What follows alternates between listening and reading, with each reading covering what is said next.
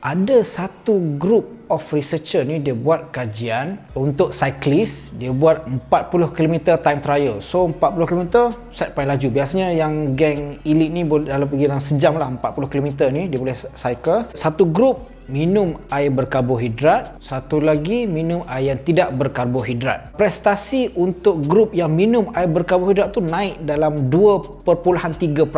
So improvement dia banyak. Jadi macam grup researcher ni rasa pelik sebab amount of jumlah karbo yang masuk tu tak boleh nak push sangat sampai tahap improvement 2.3% tu. Jadi dia rasa ada benda yang tak kena juga dengan benda ni. Ada group of researcher ni dia try instead of bagi atlet minum air berkarbohidrat tu, try test inject masuk dalam saluran darah pada lengan. Jadi dua grup, satu grup inject karbohidrat, satu lagi inject air garam. So inject saline sahaja. Jadi of course yang masuk saline, gula dalam darah tak berubah sebab tak ada gula masuk.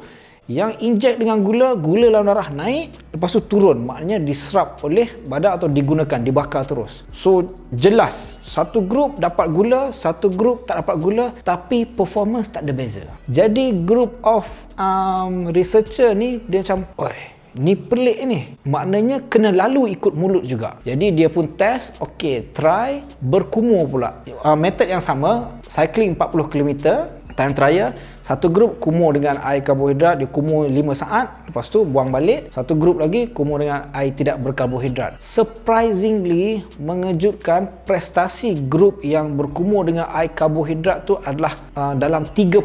So lebih kurang dengan hasil kajian yang minum karbohidrat. So ini adalah sangat mengejutkan. Baik, kalau kita perasan, kalau tengok match bola kan, kalau tengok player bola ni minum banyak, lepas tu ludah pun sama banyak. So itu yang dilakukan oleh player-player bola sepak juga. So berkumur, sebab berkumur ni sama kesan dia dengan minum air berkarbohidrat. Jadi bukan bermaksud tak boleh minum langsung.